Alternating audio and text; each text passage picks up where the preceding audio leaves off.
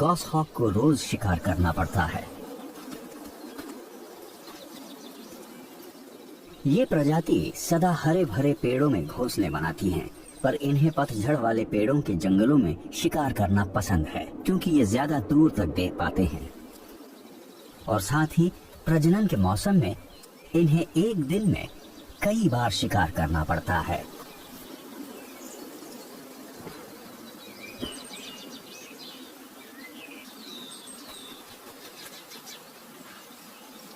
बच्चों का चिड़चिड़ापन अपने माता पिता को लगातार खाना ढूंढने के लिए मजबूर कर देता है। ये जिम्मेदारी का एहसास नहीं है जो इन्हें मजबूर करता है, बल्कि इनकी फितरत है। सही कहा जाए तो माँ बाप बनने से आया बदलाव, माता पिता होने का एहसास पर सिर्फ एक फितरत ही है। समय के साथ वयस्क गॉसहॉक इसमें माहिर हो जाते हैं और हर बार अंडों से बच्चे निकलने पर और अच्छे माँ बाप बन जाते हैं। ये इस जोड़े का नर है और इस पर इन भावनाओं का बहुत गहरा असर हुआ है। ये घबराया हुआ है क्योंकि इसके बच्चे इसे परेशान कर देते हैं, मगर इसी वजह से ये किसी तरह का खतरा या शिकार को पता लगाने में माहिर हो गया है। प्रजनन के मौसम में ये अपने आसपास मौजूद हर चीज को बढ़ा चढ़ा कर देखता है। हार्मोन्स में आए बदलाव की वजह से ये सुपर गॉसहॉक बन गया है।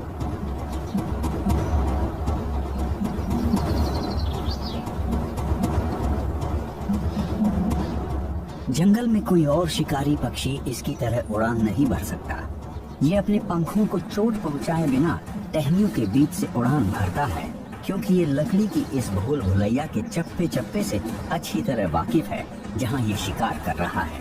इसके दिमाग में एक 3 डायमेंशनल नक्शा है जो इसे बताता है छोटा रास्ता कहाँ है, मुड़ना कहाँ है, रफ्तार कब बढ़ानी है और रुकना कब है। अपने दिमाग की बदौलत ये अपनी और उस जगह के बीच का अंदाजा लगा लेता है जहां शिकार तक पहुंचने पर इसका शिकार पहुंचेगा।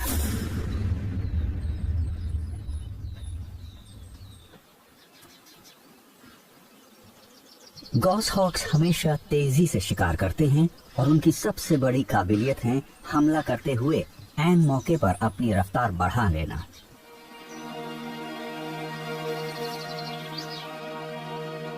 जब से इसने अपने साथी के साथ रहना शुरू किया है, तभी से इसे अपना शिकार बांटने की आदत पड़ गई है। ये उसे खाने की जितनी ज्यादा चीजें लाकर देता है, मादा इसे उतनी ही बार मिलन करने देती है। तभी से इसने शिकार के पंख नोचना शुरू कर दिया है, ताकि मादा को ये सब न करना पड़े, क्योंकि उसके पास पहले ही अंडे सेकने की बड़ी जिम्मेदारी थी। अब ये ऐसा अपने बच्चों के लिए करता है क्योंकि वो खुद ये सब नहीं कर सकते।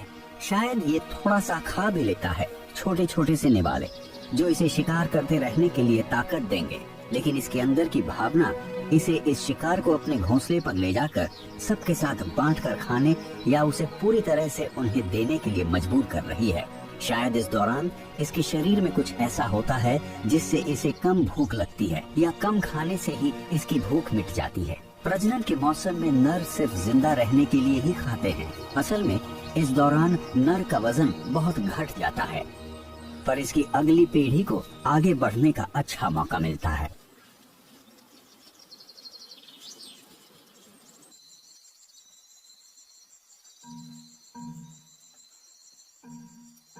मकड़ियां भी प्रजनन करती हैं जब उनके खून में वो हार्मोन्स बनने लगते हैं जिससे उनकी भूख मर जाती है,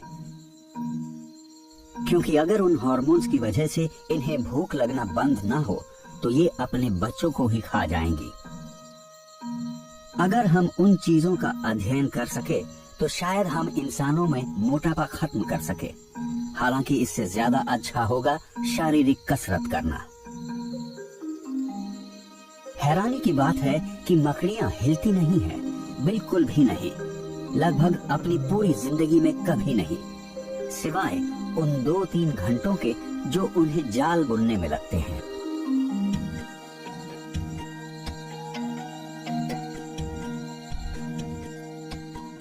ये मिलन करते हुए भी बहुत कम हरकत करती हैं।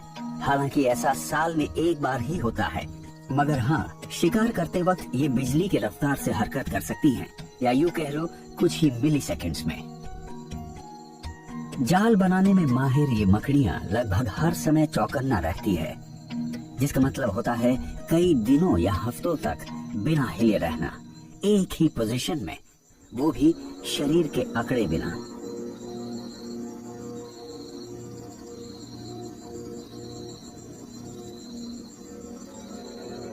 मगर फिर भी ये बिना हरकत किए 1 मिली सेकेंड में हमला कर सकती हैं। ये ऐसा इसलिए कर पाती हैं क्योंकि जानवरों की दुनिया में इनकी मांसपेशियों की बनावट बहुत अनोखी होती है।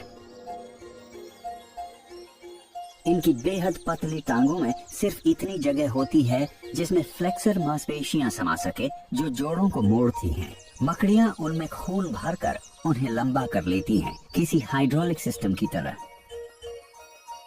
मांसपेशियों के इस हाइड्रोलिक सिस्टम की वजह से वो बहुत तेजी से हमला कर पाती हैं।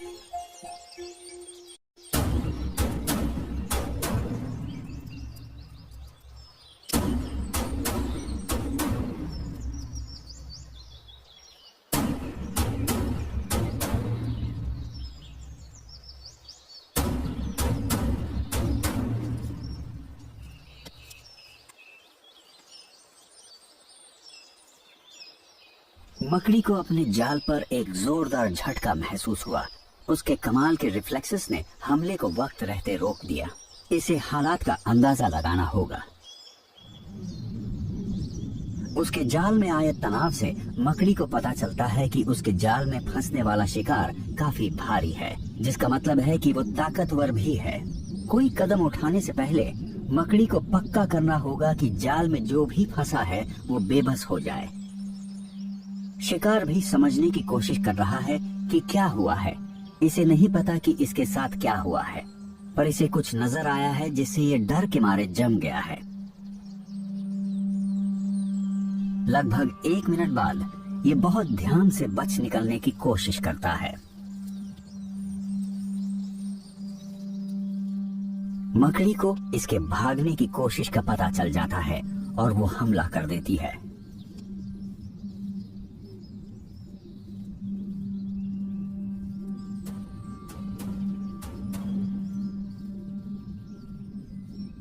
इस तरह की मकड़ियां 3 चरणों में हमला करती हैं। सबसे पहले ये पक्का करती हैं कि ये अपने से ज्यादा ताकतवर शिकार से नहीं उलझेंगी, और इसका पता लगाने के बाद ये शिकार को लपेटना शुरू करती हैं, पर हमेशा सुरक्षित दूरी बनाए रखती हैं ताकि कोई अनहोनी ना हो। ये बहुत बड़ी मात्रा में तरल रेशम बनाती हैं जो हवा के संपर्क में आते ही ठोस हो जाता है।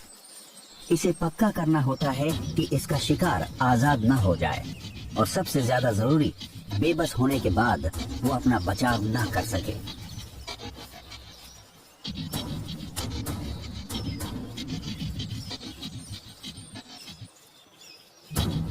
टिड्डे की टांगें बहुत ताकतवर होती है और एक जोरदार लात मकड़ी की टांग तोड़ सकती है या उसके ढांचे को चटका सकती है।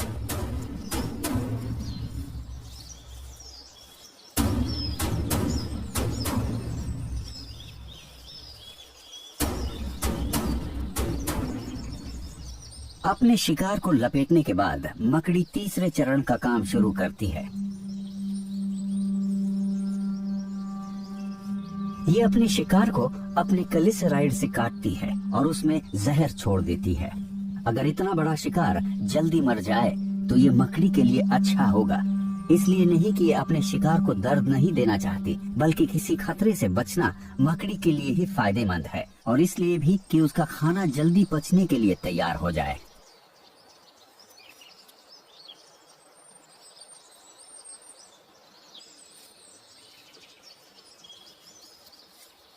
मकड़ियां अपने शिकार के शरीर में जो जहर छोड़ती है वो उनके शरीर को अंदर से गला देता है। अब सिर्फ कुछ ही वक्त की बात है।